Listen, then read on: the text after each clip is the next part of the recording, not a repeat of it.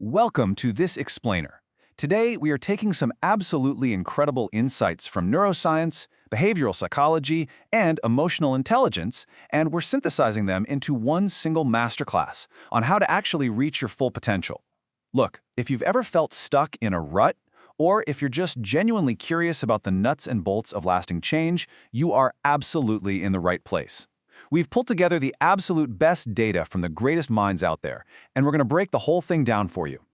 So let's kick things off with a massive, provocative question inspired by clinical psychologist Jordan Peterson.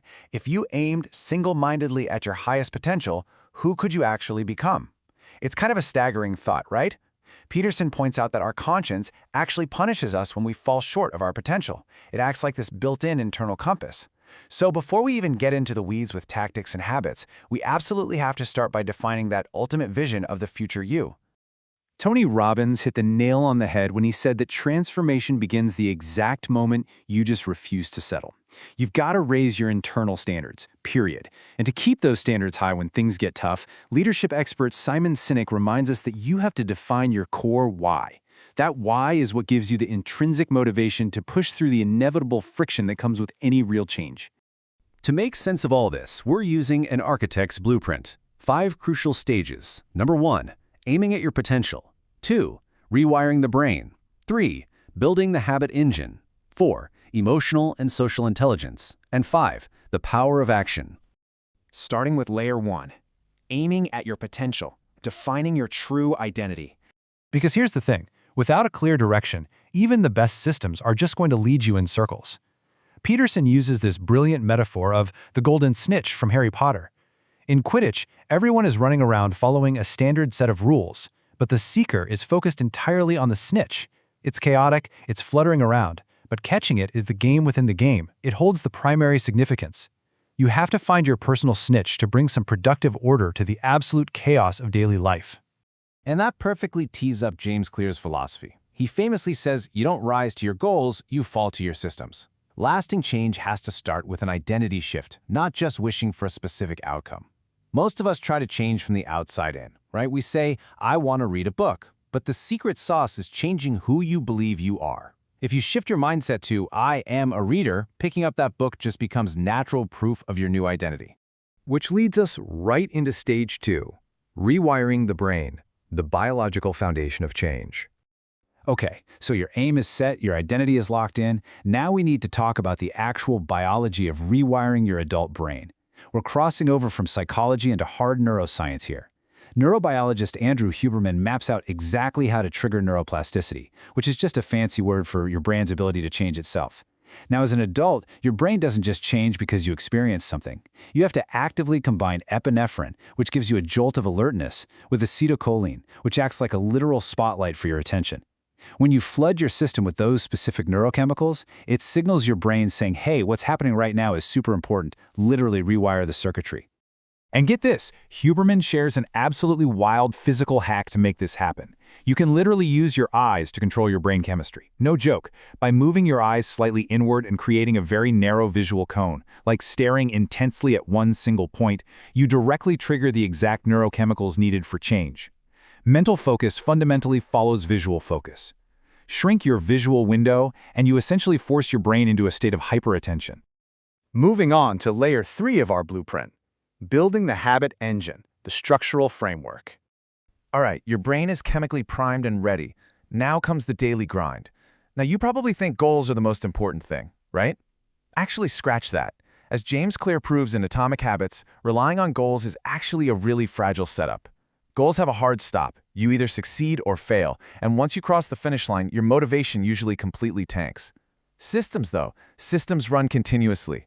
They dictate your daily trajectory. If you want phenomenal outcomes, stop stressing about the final destination and put all your focus into the daily systems that keep you moving in the right direction. But of course, building systems is hard, and people give up. Why?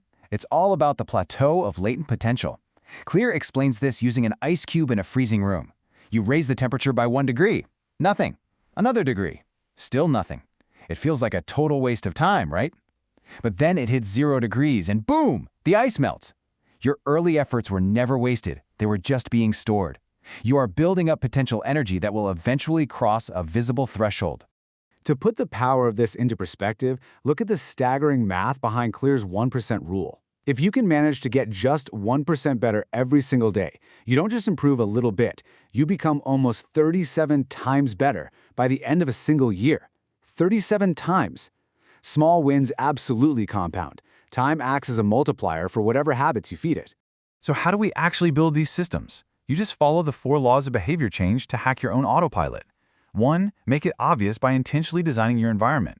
2. Make it attractive by bundling the habit with something you already love doing.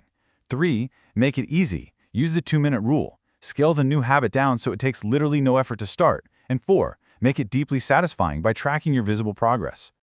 Now we're building outward to layer 4, emotional and social intelligence exterior management. Look, you could have the absolute best habits in the world, but if you can't navigate social environments or your own emotions, you're going to hit a wall. Psychologist Daniel Goleman breaks emotional intelligence, or EQ, down into 4 learnable domains. And he proves that EQ, way more than just raw IQ, is the true secret to effective leadership. It starts internally with self-awareness and self-management, and then it ripples outward into social awareness, which is all about empathy, and finally relationship management, which is how you actually inspire and guide the people around you. And you know, when we talk about social awareness, Susan Cain's research is a huge game changer. We live in a world that caters so heavily to extroverts, but she reminds us not to overlook the quiet, deep power of introverts. Having high emotional intelligence means recognizing that everyone operates differently. Introverts have this incredible superpower for quiet observation and deep internal processing, which makes them uniquely brilliant leaders and thinkers. And if you genuinely want to connect with anyone, whether it's a team, a partner, or a friend, researcher Brené Brown argues that we have to completely rethink vulnerability. We usually treat it like a weakness, right? Something to hide. But she proves it's actually a wildly powerful tool. Stepping into vulnerability is the only way to build real empathy and trust. It is literally the stepping stone to a deeply connected, open-hearted life. Finally, we reach the roof of our blueprint. Stage 5, the power of action, executing the blueprint. This is where the rubber meets the road. Time to take all this potential, the brain chemistry, the habits, and the EQ, and turn it into reality. Former NASA engineer Mark Rober calls his approach the Super Mario effect. It's all about reframing failure. Think about it. When you play a video game and your character falls in a pit, you don't throw the controller away forever, right? You just go, oh, I messed up the timing, and you try again immediately. If we apply that exact same game logic to our real-world goals, taking action suddenly becomes totally frictionless. Going back to Tony Robbins for a second, he teaches that emotion is fundamentally physical. If you are stuck on a plateau right now, you have to radically shift your physical state to unleash that inner hunger. His big rule: emotion is created by motion. If you're sitting around waiting to feel motivated before you do the work, you've got it completely backward. Move your body first, take the action, and I promise you, the emotional energy will catch up. As Graham Shaw beautifully points out when he teaches absolute beginners how to draw, we all carry around these heavy, self-made barriers. We tell ourselves, I can't draw, or I'm terrible at math. But the very second you take physical action and actually challenge that limiting belief, the whole wall just crumbles. It always seems completely impossible until you actually just take that first step and do it. So, as we wrap up this explainer, I want to leave you with a real challenge. Think deeply about this today. What is the game you are actually playing? What is your personal, ultimate snitch? You've got the blueprint now. You know how to wire your brain, build the systems, manage your emotions, and take frictionless action. The rest, well, that's entirely up to you. Thanks so much for joining me, and keep pushing that potential.